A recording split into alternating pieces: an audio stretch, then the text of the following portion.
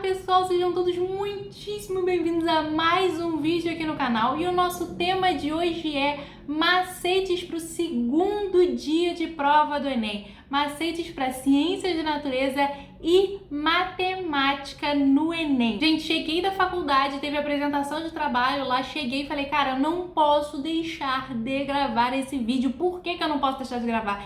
Gente, esses macetes me ajudaram tanto. Vocês, principalmente em matemática, vocês sabem aqui no canal que matemática não era lá meu forte, continua não sendo muito meu forte, eu não tinha aquele feeling e aumentei a minha nota em 400 pontos em matemática. Então, com certeza, isso tem uma força, uma validade muito significativa na minha aprovação. Então, se eu conseguir a minha aprovação, com certeza tem um peso muito grande na redação, mas com certeza matemática e ciência da natureza me ajudaram muito, principalmente pelas questões dos macetes também. Então, além do estudo do ano todo, os macetes, eles ajudam muito a gente na hora da prova. Inclusive, gente, tenho aqui um roteiro para não esquecer de falar nada para vocês. Escrevi aqui tudo que me ajudou muito. Falei para vocês, inclusive, gente, que eu tava na aula, né, teve a apresentação de trabalho. Se você gosta de dia a dia na faculdade, se você quer saber sobre a faculdade de Direito também, dia a dia universitário, como é que funciona tudo, já se inscreve aqui no canal. A gente fala muito sobre isso por aqui. Vai ter muito vlog vindo por aí com apresentação, sustentação oral que eu fiz, gente. E tem tudo falando sobre a faculdade de Direito. Show? Então vamos lá, gente. Coisas que me ajudaram muito. Primeira coisa, ordem das provas. Laura, em que ordem que eu vou fazer a prova? Duas provas nesse segundo dia, prova de ciência da natureza, prova de matemática. Então, matemática são 45 questões de matemática mesmo. Ciência da natureza a gente sabe que tem a divisão entre física, química, biologia, enfim. Que ordem que eu vou fazer esta prova?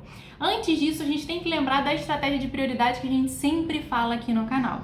Então, por que isso? Porque eu falo para você começar pelaquilo que é mais importante para você.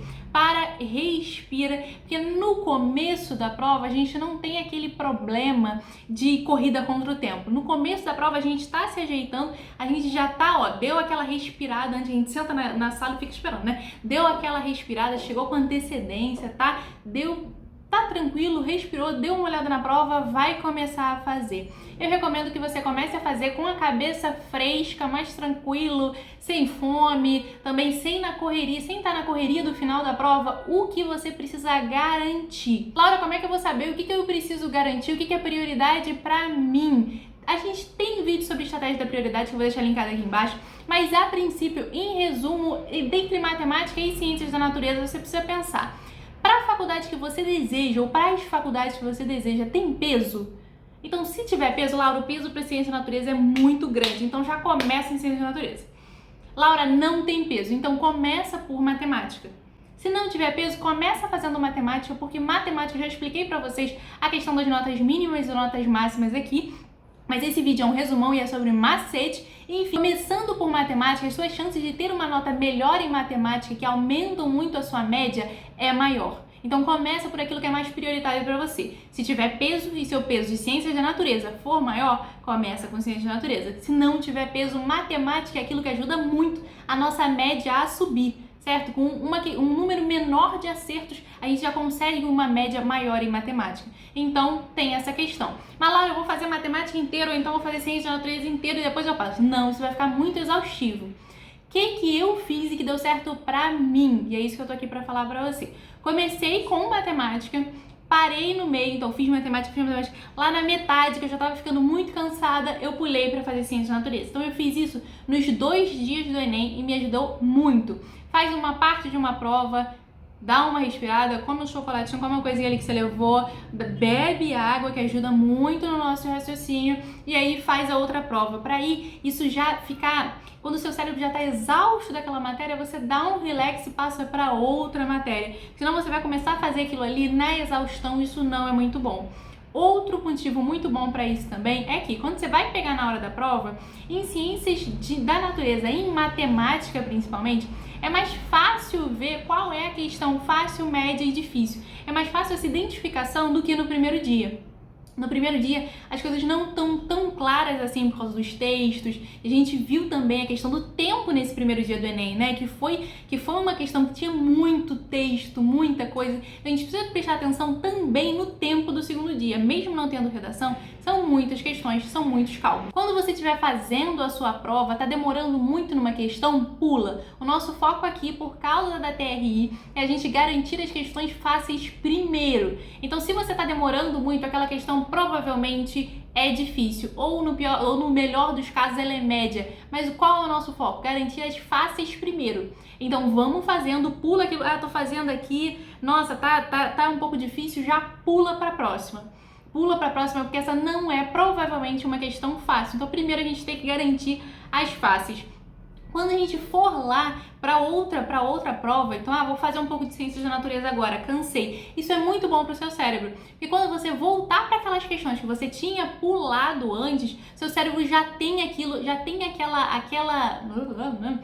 aquele conteúdo na sua cabeça e ele mesmo, enquanto você está lendo outras questões, ele está pensando naquela questão também. Então, quando você volta, você vai ler aquela questão com outro olhar. E aquilo facilita muito. Então, pula que depois você volta e tá tranquilo. Não tenha medo de pular questões. Sai pulando. Então, não precisa fazer na ordem que o Enem trouxe, que o Enem apresentou no seu caderno de questões. Não. O nosso foco é achar as questões fáceis primeiro. Show? Agora, vamos para aqueles macetes. Show de bola. A gente vai falar sobre fórmula hoje também. Uma coisa muito, muito importante. Pegou a questão, lê primeiro o comando da questão. O que a questão manda você fazer. Lendo aquilo, circula, rabisca a sua questão inteira, que é muito importante. Circula. Depois daquilo, você vai ler o texto motivador. Por que isso, gente? Porque nas alternativas, muitas vezes, então o texto motivador ele tem um tema, é o tema X, certo? Então ele vai dar várias informações que não servem para nada. Muitas delas não servem para nada. Tem informações essenciais, sim, mas tem informações que não servem para resolver aquela questão. Então você vai ler, lendo normal, comecei a ler o texto da questão. Eu vou ler o texto, eu começo a ver aquelas informações todas e na alternativa, o que acontece? Muitas vezes o Enem dá essa pegadinha, então não vamos cair em pegadinha. Se liga, muitas vezes na alternativa tem uma questão que ela é certa, ela não é errada, mas ela não é o que o comando da questão está te pedindo. Ela é correta naquele tema todo, o tema geral da questão, aquela alternativa é correta, mas o comando te pediu uma coisa específica. Então o que você precisa? Você precisa ler o comando primeiro para quando você lê o texto você já saber quais são as palavras-chave. Então esse é o macete de palavras-chave.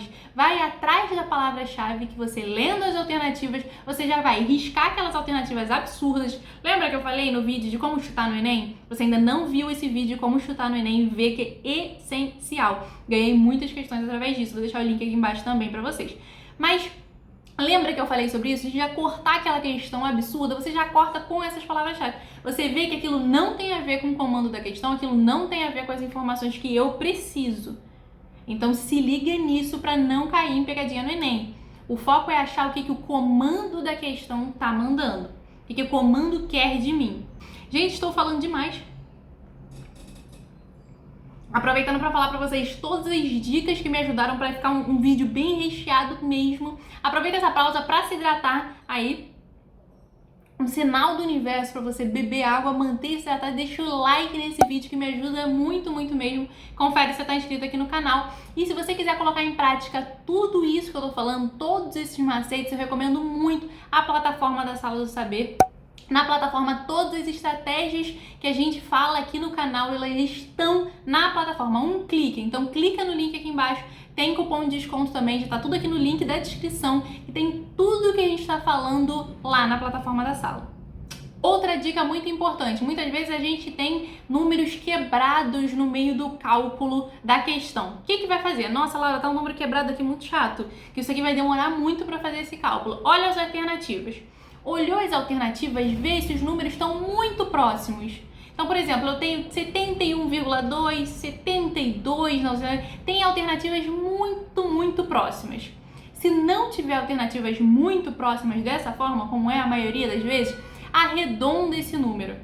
Arredondando esse número, isso vai te ajudar a fazer o cálculo mais rápido das questões. Então, quando você já tá... Isso é essa estratégia que eu tô falando agora. Já é para você usar no final, quando o tempo tá, meu Deus do céu, agora eu preciso correr. Então tenta aproximar esses números para facilitar o seu cálculo e ir mais rápido. E o nosso foco aqui é resolução das questões de uma forma mais rápida, perdendo menos tempo em cada cálculo. Então, arredondando, lembrando que essa estratégia é para ser utilizada quando os números não estiverem tão próximos nas alternativas. Então, você arredonda, que facilita muito o seu cálculo. Isso vale para quando a gente tem aqueles números quebrados, número quebrado em fração. Então, dá uma olhada, essa dica é muito boa e agiliza muito quando a gente está no finalzinho da prova e a gente precisa correr contra o tempo. Outra questão muito importante, principalmente quando a gente fala de química, de estequiometria, matemática também, física, muito disso. O que acontece?